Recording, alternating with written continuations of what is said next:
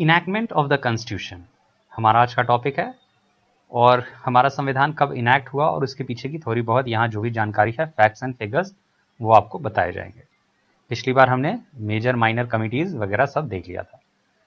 तो B R Ambedkar साहब ने जो फाइनल ड्राफ्ट है कॉन्स्टिट्यूंट असेंबली का, वो नवंबर 4, 1948 को फर्स्ट रीडिंग के लिए रखा था। बी आर अम्बेडकर साहब ने final draft of constitution assembly में नवंबर 4, 1948 को रखा फर्स्ट रीडिंग के लिए। इसके ऊपर जो भी जनरल डिस्कशन होना था वो होता है।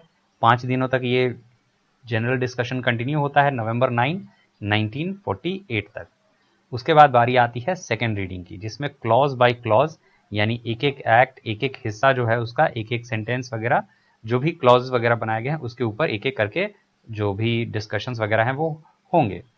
तो ये शुरू होता है, यानी second reading clause by clause करके वो शुरू होता है नवंबर 15, 1948 को और अंत होता है उसका अक्टूबर 17, 1949 को। और इस सेकेंड रीडिंग के दौरान 7,653 अमेंडमेंट्स को प्रपोज किया गया कि जो भी ड्राफ्टिंग है, जो ड्राफ्ट होकर हमारे पास आया है उसमें ऐसे ऐसे अमेंडमेंट्स होने चाहिए। तो इस तरह के 7,653 अमेंडमेंट्स को प्रपोज किया गया, जिसमें से कि 2,473 अमेंडमेंट्स को एक्चुअली डिस्कस किया गया। उसको एक्सेप्ट करना नहीं करना ये तो बात की बात थी, पर 7,653 अमेंडमेंट्स प्रपोज किए गए और उन प्रपोज्ड अमेंडमेंट्स में से 2,473 पे काफी अच्छा डिस्कशन हुआ इन द सेंस।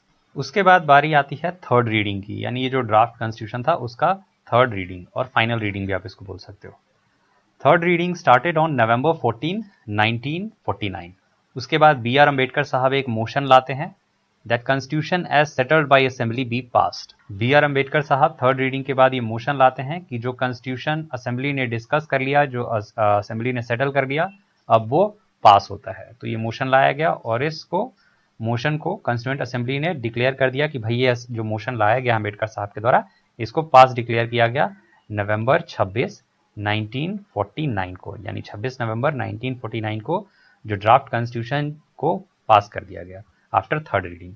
और इसको पास करने के दौरान 299 मेंबर्स जो असेंबली के थे, उनमें से 284 एक्चुअली उस दिन हाउस में उपलब्ध थे, उस दिन हाउस में वो लोग प्रेजेंट थे और इन मेंबर्स ने फाइनली उस ड्राफ्ट कॉन्स्टिट्यूशन के ऊपर सिग्नेचर किया, फाइनल जो हमें हमारा कॉन्स्टिट्यूशन के फॉर्म में मिल जाता है। और अगर ये साइनिंग वाला डेट पे अगर आप लोगों ने थोड़ा गौर किया हो, 26 नवंबर 1949 जब ये सारे मेंबर्स इस फाइनल ड्राफ्ट पे सिग्नेचर करके इसको पास कर देते हैं, तो इसी दिन हम अपना प्रियम्बल भी अडॉप्ट करते हैं और इसी दिन हम इस देश को उसका संविधान असल में दे देते हैं।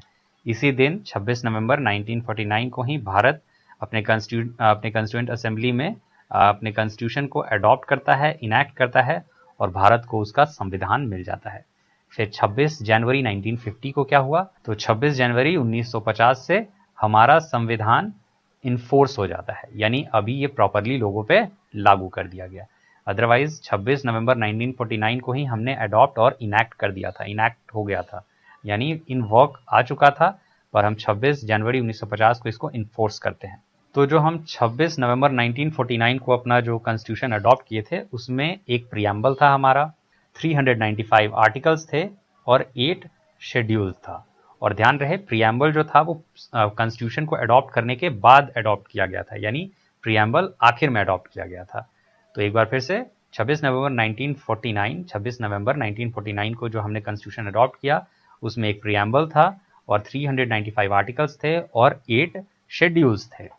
ये पूरा जो ड्राफ्टिंग का काम था हमारे कॉन्स्टिट्यूशन का, इसको देखा था बी आर अम्बेडकर साहब ने ही, इसीलिए इनको father of constitution of India के तौर पे भी जाना जाता है। इनको रेफर करने के लिए लोग मॉडर्न मनु के तौर पे भी रेफर करते हैं और इनको chief architect of the constitution of India के तौर पे भी जाना जाता है, chief architect of the constitution of India. तो इसके साथ साथ हम इनैक्टमेंट ऑफ द कॉन्स्टिट्यूशन को पूरा किए। अब आइए इन्फोर्समेंट ऑफ द कॉन्स्टिट्यूशन भी देख लेते हैं।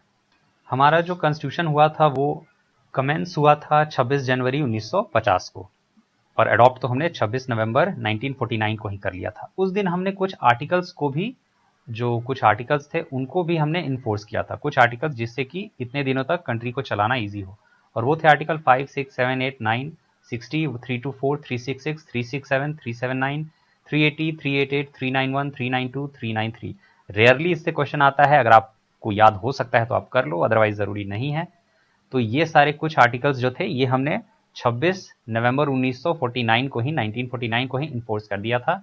बाकी जो रिमेनिंग आर्टिकल्स थे वो हमने 26 जनवरी 1950 को इन्फोर्स किया था।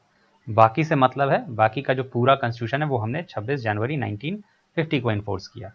ये दिन चुना क्यों गया? क्योंकि इसका एक हिस्टोरिकल इंपॉर्टेंस है।